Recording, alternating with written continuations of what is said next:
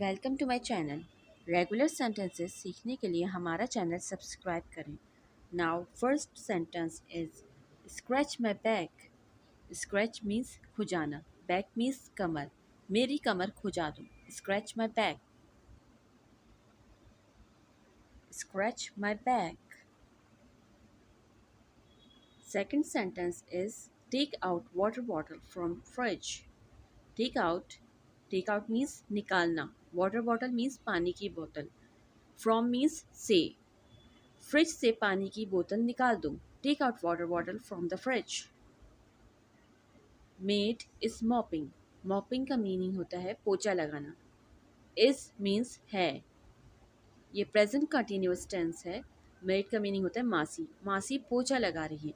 Made is mopping. Last sentence is it's sunny day today. Today का meaning होता है आज। इट्स ये है कंट्रैक्शन फॉर्म है इट इज की, इट्स या it is. Sunny day today, आज धूप है। Thank you.